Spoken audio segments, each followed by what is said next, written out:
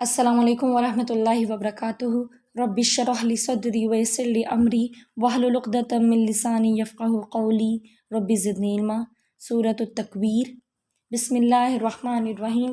اذا الشمس کورت واذا النجوم انکدرت واذا الجبال سجرت واذا العشار عطلت واذا الوحوش حشرت واذا البحار سجرت واذا النفوس زوجت واذا الموءودة سئلت بأي ذنب قتلت واذا الصحف نشرت واذا السماء كشطت واذا الجحيم سعرت واذا الجنة ازلفت۔ اس صورت کے بارے میں آپ صلی اللہ علیہ وسلم نے فرمایا کہ جس کو یہ پسند ہو کہ وہ قیامت کو ایسے دیکھے جیسے کہ وہ اپنی آنکھ سے دیکھ رہا ہے تو وہ یہ صورت پڑھ لیا کرے۔ اور ایسا آپ صلی اللہ علیہ وسلم نے کیوں فرمایا؟ اس لیے کہ اس صورت میں قیامت کا جو منظر ہے وہ پیش کیا گیا ہے کہ جب قیامت آئے گی تو کیا ہوگا۔ اور اگر ہم اس صورت پہ غور کریں تو اذا سے شروع ہوئی ہے، جب، پھر آگے یہ ٹوٹل 13 آیتیں ہیں، وا اذا جب جب جب، وین اف نہیں ہے، بیکاز یہ سارے کیا ہیں، فیکٹس ہیں کہ یہ ہوگا۔ اذا الشمس کورت، جب سورج کو لپیٹ دیا جائے گا۔ اس سے مراد کیا ہے کہ سورج کو لپیٹا جائے گا، جس طرح آپ دیکھیں کہ ہم پگڑی کو لپیٹتے ہیں، آرام سے اس کو اسی کے ارد گرد لپیٹتے ہیں، اس طرح سورج کو لپیٹ دیا جائے گا۔ سورج کی روشنی پلٹ کر اسی کے اندر واپس چلی جائے گی۔ وَإِذَا النُّجُومُ انکدرت، اور جب ستارے بے نور ہو جائیں گے۔ وَإِذَا الْجِبَالُ سُيِّرَتْ، اور پہاڑ چلا دیے جائیں گے۔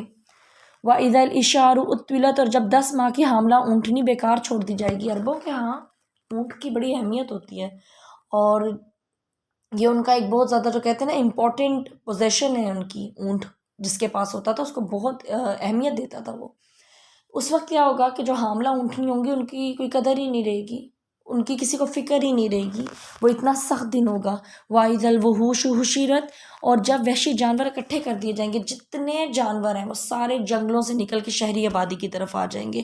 تو یہ جو دن ہے یہ صرف انسانوں پر سخت نہیں ہوگا، یہ بلکہ سورج، ستارے، جانور، انسان سب پر سخت ہوگا۔ پھر آگے اللہ تعالیٰ فرماتے ہیں وَإِذَا الْبِحَارُ سُجِّرَتْ، اور جب سمندر بھڑکا دیے جائیں گے۔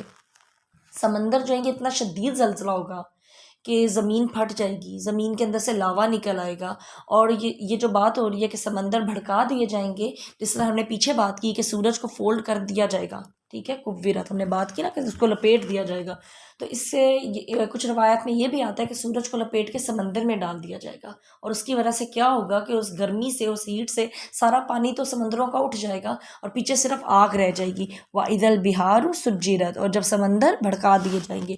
وَإِذَا النُّفُوسُ زُوِّجَتْ، اور جب جانیں جوڑ دی جائیں گی۔ اب یہاں پہ جانیں جوڑ دینے سے کیا مراد ہے کہ جو لوگ فوت ہو چکے ہیں سب کی روح ان کو واپس دے دی جائے گی، یا اس سے مراد یہ بھی ہے کہ جو وہ لوگ جن کی پسند ایک جیسی ہوتی ہے یا جن کا عمل ایک جیسا ہوتا ہے ان سب کو اکٹھا کر دیا جائے گا۔ اس دن لوگوں کے گروہ بن جائیں گے اپنی پسندیدگی کی بنا پر کہ وہ کس چیز کو پسند کرتے تھے۔ تو جو ہم خیال لوگ ہوں گے نا وہ اکٹھے ہوں گے، جیسا کہ حضرت عمر رضی اللہ عنہ نے فرمایا کہ جو لوگ ایک جیسے عمل کرتے تھے وہ اکٹھے ہو جائیں گے، چاہے وہ عمل اب ان کا اچھا تھا یا برا تھا۔ جیسا ہم نے پڑھا ہے، ہمیں معلوم ہے کہ جیسے جنت میں روزے داروں کا ایک الگ دروازہ ہوگا جہاں سے سارے روزے دار داخل ہوں گے، اسی طرح صدقہ کرنے والوں کا الگ دروازہ ہوگا۔ تو ایک تو ہمارے مین گروپ ہوگا نا اس دن، 3 مین گروپس ہوں گے، سبقت لے جانے والے، پھر دائیں ہاتھ والے، پھر بائیں ہاتھ والے، لیکن ان کے اندر سب گروپس بھی ہوں گے۔ کس بیسس پہ؟ کہ ان کی کیا پسندیدگی تھی، ان کے خیالات کیسے تھے۔ جن کے خیالات ایک جیسے تھے وہ اکٹھے ہو جائیں گے، جو لوگ اچھے کاموں میں اکٹھے ہوتے تھے دنیا میں اکٹھے ہیں وہ قیامت کے دن بھی اکٹھے ہوں گے، جو برے کام مل کر کرتے ہیں یا برے کام کو پسند کرتے ہیں وہ لوگ آخرت میں بھی اکٹھے ہوں گے۔ پھر آگے اللہ تعالیٰ فرماتے ہیں وَإِذَا الْمَوْءُودَةُ سُئِلَتْ، اور جب زندہ گاڑی ہوئی لڑکی سے سوال ہوگا بِأَيِّ ذَنبٍ قُتِلَتْ، تم کس گناہ میں ماری گئی۔ اس دن اللہ تعالیٰ ماں باپ سے بات نہیں کریں گے جنہوں نے یہ عمل کیا تھا، کیونکہ اللہ تعالیٰ اتنے زیادہ ناراض ہوں گے۔ اللہ تعالیٰ اس بچی سے پوچھیں گے کہ تمہارا کیا قصور تھا جو تمہیں زندہ ہی دفنا دیا گیا۔ قرآن میں اپنی اولاد کو مفلسی کے خوف سے قتل کرنا یہ بہت بڑا گناہ ہے، اور یہ اللہ تعالیٰ نے منع کیا ہے اس چیز سے، کیونکہ اللہ تعالیٰ فرماتے ہیں کہ ہم ہی تمہیں بھی رزق دیتے ہیں اور ہم ہی تمہاری اولاد کو بھی رزق دیں گے. اور اس کے پیچھے وجہ کیا ہے؟ کیونکہ ہمیں اللہ پہ یقین نہیں ہے نا، تو اس لیے یہ عمل کیا جاتا ہے. تو اس دن اللہ تعالیٰ کسی ماں باپ سے بات نہیں کریں گے جو یہ ایسا عمل کرتے ہیں، بلکہ اس کی اولاد سے پوچھیں گے. اس کی بیٹی سے پوچھا جائے گا، اس لڑکی سے پوچھا جائے گا کہ تمہیں زندہ دفن کیوں کر دیا گیا، تمہارا قصور کیا تھا. اس سے ہمیں یہ بھی معلوم ہوتا ہے کہ قیامت کا دن میں اللہ تعالیٰ اس قدر باریکی سے ہر ایک چیز کا سوال ہوگا کہ ایک دن کی جو بچی ہے اس کے بارے میں بھی آپ سے پوچھا جائے گا. کوئی چھوٹ نہیں ہے وہاں پہ کہ اگر وہ کچھ لمحے کے لیے زندگی اس بچی کو ملی تھی اور اس کے بعد اگر کسی نے اس کو دفنا دیا یا قتل کر دیا تو اس کی چھوٹ ہو جائے گی، اس سے سوال نہیں ہوگا. ایک ایک چیز کا سوال قیامت کے دن انسان سے ہوگا. اور آج بھی اگر ہم دیکھیں تو ایسی ہی حرکت لوگ کرتے ہیں. بہت ساری فیملیز اس طرح کی ہوتی ہیں کہ جب وہ الٹرا ساؤنڈ کرواتی ہیں اور اگر انہیں پتہ چلتا ہے کہ فیمیل جینڈر ہے تو وہ ابورٹ کروا دیتے ہیں، کیونکہ ان کو بیٹی نہیں چاہیے، ان کو بیٹے چاہیے. یا کسی کی اگر پہلی بہت اولاد ہے تو وہ کیا کرتے ہیں کہ وہ اپنا ابورشن کروا دیتے ہیں کہ ہمیں یہ اولاد نہیں چاہیے، کہ ہم اس کو کہاں سے پالیں گے، کیسے کریں گے، جبکہ رزق دینے والی ذات کس کی ہے؟ اللہ تعالیٰ کی ہے. پھر آگے اللہ تعالیٰ نے فرمایا وَإِذَا الصُّحُفُ نُشِّرَتْ وَإِذَا السَّمَاءُ كُشِطَتْ وَإِذَا الْجَحِيمُ سُعِّرَتْ وَإِذَا الْجَنَّةُ أُزْلِفَتْ. اور جب نامہ اعمال نشر کر دیے جائیں گے، سب کو پتہ چل جائے گا اس نے کیا کیا، سب کو اس کے نامہ اعمال جو ہے نا وہ پکڑا دیے جائیں گے. وَإِذَا السَّمَاءُ كُشِطَتْ. اور جب آسمان کی کھال اتار دی جائے گی. آسمان کا جو یہ پردہ ہے نا، ابھی تو ہمیں آسمان بہت خوبصورت نظر آتا ہے اور بہت پرسکون نظر آتا ہے، کوئی شور، ہمیں نہیں پتہ پیچھے کیا ہو رہا ہے. لیکن آسمان کی کھال اتار دی جائے گی اور پھر جو پیچھے کی حقیقت ہے نا وہ سب کے سامنے آ جائے گی کہ پیچھے آخر ہے کیا. آسمان جیسے ہم نے اور بھی قرآن کی جگہوں پہ آتا ہے، ہم انشاءاللہ اس کو پڑھیں گے بھی کہ جو آسمان ہے وہ دروازے دروازے ہو جائے گا، آسمان کا رنگ بدل جائے گا، تو جو پیچھے کی حقیقت ہے وہ سب کے سامنے آ جائے گی. پھر آگے اللہ تعالیٰ نے فرمایا وَإِذَا الْجَحِيمُ سُعِّرَتْ. اور جہنم بھڑکا دی جائے گی. جہنم کی جو شعلے ہیں نا وہ اوپر کی طرف اٹھ رہے ہوں گے اور ایک شور ہوگا، ایک خوف ہوگا. اور جہنم کے بارے میں تو ایسا آتا ہے کہ وہ نا اپنے جن لوگوں نے جہنم میں جانا ہے نا ان کو اس طرح غور سے دیکھ رہی ہے. اپنے جو اس کے ہے نا کہ جیسے ہم کہہ دیں کہ کوئی جانور جس نے کسی کا شکار کرنا ہوتا ہے اپنے سے چھوٹے جانور کا، یا جس جانور کو وہ کھاتا ہے، تو وہ کس طرح اس کو دیکھ رہا ہوتا ہے نا کہ بس کسی طرح یہ میرے قابو آ جائے. تو اس طرح جہنم جو ہے نا اس نے ان لوگوں پر نعوذ باللہ جنہوں نے جہنم میں داخل ہونا ہے، اللہ تعالیٰ معاف کرے، ان کو اسی طرح دیکھ رہی ہے. لیکن آگے ہی اللہ تعالیٰ نے یہ بھی فرمایا وَإِذَا الْجَنَّةُ أُزْلِفَتْ. اور جنت جو ہے وہ پیش کر دی جائے گی.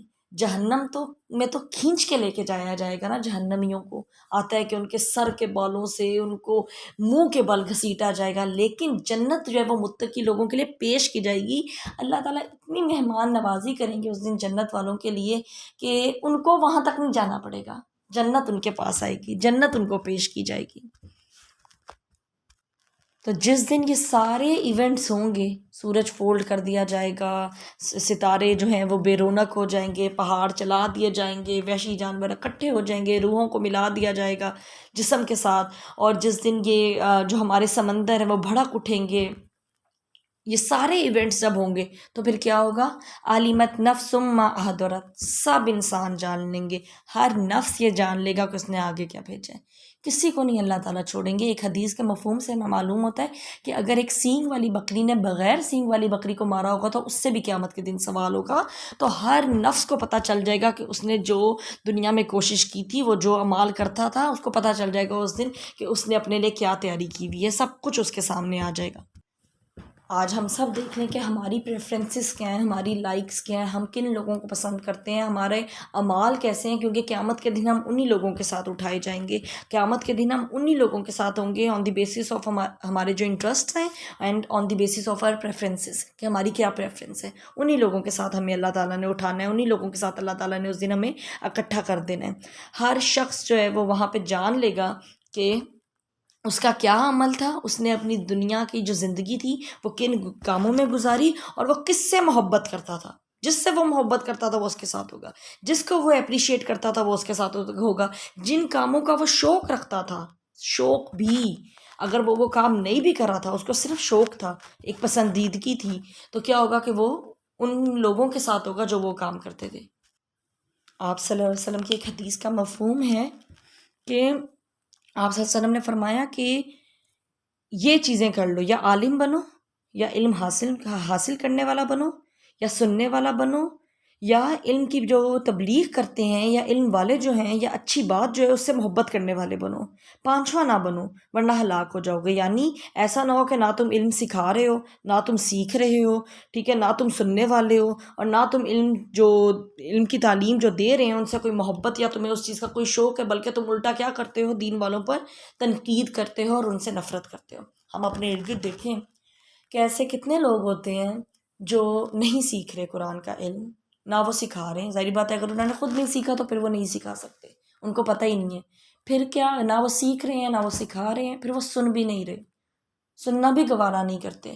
جیسے کہ حضرت نوح علیہ السلام کی قوم کے بارے میں آتا تھا کہ وہ جب حضرت نوح علیہ السلام کو دیکھتے تھے تو اپنے منہ پہ کپڑا ڈال لیتے تھے کہ اب نہ ان سے نہ ہمارا آمنا سامنا ہو جائے کہ وہ پھر ہمیں نہ دین کی تبلیغ کرنے لگ جائیں گے۔ یہ ایسا ہی ہے جیسے کہ جب ہم نے دین نہیں پڑھا ہوتا نا تو ہمارا رویہ بالکل یہ ہوتا ہے، ہم کہتے ہیں یار اس مولانی کے پاس نہیں میں نے جا کے بیٹھنا، اس نے درس دینے لگ جانا ہے، اس مولوی کے پاس میں نے نہیں جانا، اس نے درس دینے لگ جانا ہے۔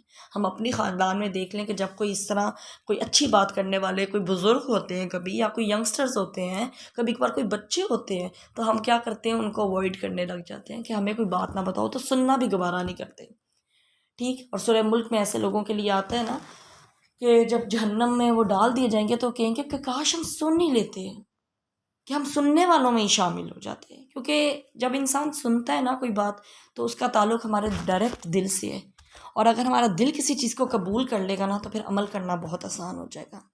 تو آپ صلی اللہ علیہ وسلم نے فرمایا کہ پانچویں چیز میں نہ شامل ہو جانا، کہ نہ سکھا رہے ہو، نہ سیکھ رہے ہو، نہ سننے والے ہو، اور بلکہ کیا کرتے ہو، الٹا جو ہے ان پہ تنقید کرتے ہو اور ان کو نفرت سے دیکھتے ہو، نفرت پھیلاتے ہو۔